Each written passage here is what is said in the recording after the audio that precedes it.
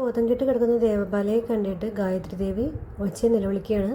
മാഷേ ദേവബാല ഇവിടെ കിടപ്പുണ്ട്, താഴെ കിടക്കുന്നു എന്നും പറഞ്ഞിട്ട് എന്താ പറ്റിയെന്നാവുമെന്ന് പറഞ്ഞ് രണ്ടുപേരും കൂടി ദേവബാലയെ പൊക്കി സെറ്റിയിൽ ഇരുത്തുകയാണ്. എന്നിട്ട് അഭയെ വിളിക്കുന്നുണ്ട്. മോനെ അഭി ഓടി വാ എന്ന് പറഞ്ഞ് പലതവണ വിളിച്ചു കഴിയുമ്പോഴേക്കും അഭി ഓടി വരികയാണ്. അമ്മ ഇതെന്താ പറ്റിയെന്ന് ചോദിക്കുമ്പോൾ അറിയില്ല മോനെ, താഴെ ബോധമില്ലാതെ കിടക്കുകയായിരുന്നു, എത്രയും പെട്ടെന്ന് തന്നെ ഹോസ്പിറ്റലിൽ എത്തിക്കണം, എന്താ പറ്റിയെന്ന് അറിയില്ല, മോൻ പോയിട്ടൊരു വണ്ടി വിളിച്ചിട്ട് വാ എന്ന് പറഞ്ഞിട്ട് ദേവബാലയെ ആശുപത്രിയിൽ എത്തിക്കാൻ പറയുമ്പോൾ അഭി വേഗം തന്നെ വണ്ടി വിളിക്കാൻ ഒരു ഓട്ടോ വിളിക്കാൻ പോകുന്നു. ഉടനെ തന്നെ ഓട്ടോ വിളിച്ചിട്ട് വരികയാണ്. ഹോസ്പിറ്റലിലേക്ക് കൊണ്ടുപോയിക്കുമെന്നും പറഞ്ഞിട്ട് ദേവബാലയെ ഗായത്രി ദേവിയുടെയും അവളുടെ അച്ഛൻ്റെയും കൂടെ പറഞ്ഞു വിടുകയാണ്. ഞാൻ ഹോസ്പിറ്റലിലേക്ക് വന്നേക്കാമെന്ന് പറഞ്ഞിട്ട് ഓട്ടോ പറഞ്ഞു വിടുന്നു. ഓട്ടോ ഗേറ്റിന് പുറത്തെത്തുമ്പോൾ തന്നെ ഇഷ കാറുമായിട്ട് ഗേറ്റിനകത്തേക്ക് കയറുകയാണ്. അപ്പോൾ ഓട്ടോ പോകുന്നത് മാത്രം കാണുന്നത്. ആരാ പോയെന്ന് ചോദിക്കുമ്പോൾ അമ്മയാണ്. അമ്മയുടെ കുറച്ച് ബന്ധുക്കൾ വന്നിട്ടുണ്ടായിരുന്നു, അവരുമായിട്ട് അമ്പലത്തിൽ തൊഴാൻ പോയതാണെന്ന് പറയുമ്പോൾ അത് നീ ടെൻഷൻ അടിക്കണേ, അമ്പലത്തിലേക്കല്ലേ പോയത്, ഹോസ്പിറ്റലിൽ പാടില്ലാണ്ട് പോയതൊന്നും അല്ലല്ലോ എന്ന് പറയുന്നത്.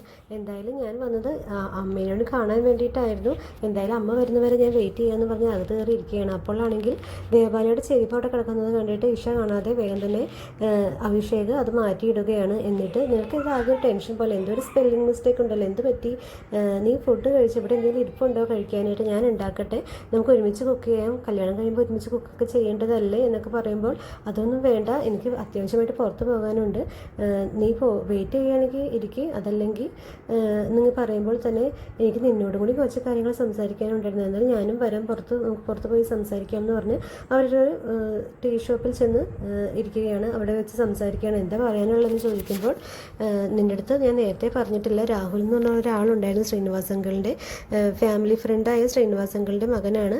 അച്ഛന് അയാളുടെ ആ മകനുമായിട്ട് എന്നെ വിവാഹം കഴിക്കാൻ താല്പര്യമുണ്ടായിരുന്നു അവർക്കെല്ലാം, പക്ഷേ എനിക്കറിയാതെ അറിയില്ലായിരുന്നു എന്നൊക്കെ പറയുമ്പോഴേക്കും അപ്പോൾ ഒരു പ്രേമത്തിനുള്ള സാഹചര്യം ഉണ്ടായിരുന്നു, ചെറുപ്പം മുതലുള്ള കുട്ടിക്കാലം മുതലുള്ള കൂട്ടാണെന്നൊക്കെ പറയുമ്പോൾ പക്ഷേ അങ്ങനെയൊന്നുമില്ല, എനിക്ക് അങ്ങനെ ആരോടും തോന്നിയിട്ടില്ല, എനിക്ക് ആദ്യമായിട്ട് തോന്നിയത് നിന്നോടാണ്, അതൊരു ഫെമിനിസ്റ്റ് പോലെയൊക്കെ നടന്നു വെച്ചിട്ട് ഞാൻ എൻ്റെ എല്ലാ ആയുധങ്ങളും വെച്ച് ഞാൻ കീഴടങ്ങിയത് നിൻ്റെ മുമ്പിലാണെന്നൊക്കെ പറയുകയാണ്.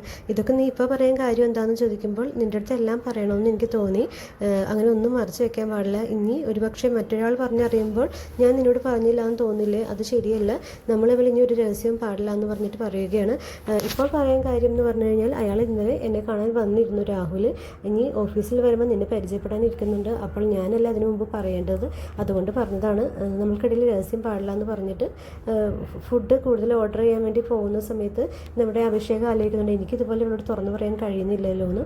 അങ്ങനെ പറഞ്ഞുകൊണ്ടിരിക്കുമ്പോൾ തന്നെ അമ്മ ഹോസ്പിറ്റലിൽ നിന്ന് വിളിക്കുകയാണ്, മോനെ കുഴപ്പമില്ല, അവർക്ക് BP കൂടിയതാണ്, ഇനി നീ അവളോട് ദേഷ്യപ്പെടുകയൊന്നും ചെയ്യരുത്, ഇനി ഞങ്ങൾ വന്ന് കയറുമ്പോൾ നീ വീണ്ടും ദേഷ്യപ്പെടാതിരിക്കാൻ വേണ്ടിയാണ് ഞാൻ നേരത്തെ വിളിച്ച് പറഞ്ഞതെന്നൊക്കെ പറയുകയാണ്. ശരി, വീട്ടിൽ വരുമ്പോൾ സംസാരിക്കാമെന്ന് പറഞ്ഞ് വെക്കുന്നു. അപ്പോൾ ഈശ വന്നിട്ട് എന്താ മാറി എന്ന് ഫോൺ ചെയ്യുന്നതെന്ന് ചോദിക്കുമ്പോൾ അമ്മയാണ് വരാൻ വൈകുമെന്ന് പറഞ്ഞതാണെന്ന് പറയും.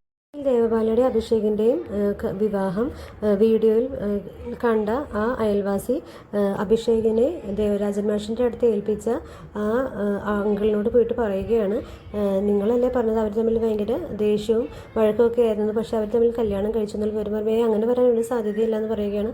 അതുമാത്രമല്ല ഇപ്പോൾ മറ്റൊരു കുട്ടിയെയും വിവാഹം കഴിക്കാനിരിക്കുകയാണെന്നൊക്കെ പറയുമ്പോൾ അങ്ങനെ ഒരിക്കലും അഭിഷേക് ചെയ്യില്ല, ഞാൻ എന്തായാലും അതൊക്കെ പോയി ഒന്ന് അന്വേഷിക്കട്ടെ, വീട്ടിലേക്ക് ഞാൻ അവൻ്റെ വീട്ടിൽ പോകുന്നുണ്ടെന്ന് പറയുകയാണ്. ദേവരാജൻ മാഷും ദേവബാലയും കൂടി സംസാരിക്കുമ്പോൾ ദേവബാലയോട് റെസ്റ്റ് എടുക്കാൻ പറയുകയാണ്, മോൾക്ക് പ്രഷർ കൂടിയതാണ്, നല്ല രീതിയിൽ റെസ്റ്റ് വേണം, ഇനി പണിയൊന്നും ചെയ്യണ്ട, മോൾക്ക് ഞാൻ ചായ തിളപ്പിച്ച് തരാമെന്ന് പറയുമ്പോൾ അതൊന്നും വേണ്ടാന്ന് പറഞ്ഞിട്ട് നിർബന്ധിച്ച് ദേവരാജൻ മാഷും ചായ ഇടാൻ പോകുന്ന സമയത്ത് ശ്രീറാം വരികയാണ്. സമയത്ത് ദേവബാലയെ ഒരുപാട് പൊക്കി പറയുന്നു, ഈ താലി കെട്ടിയ ആൾ ഒരു ഭാഗ്യവാനാണ്, ആരാണ് താലി കെട്ടിയെന്നൊക്കെ പറഞ്ഞാൽ അഭിഷേകമാണെന്ന്.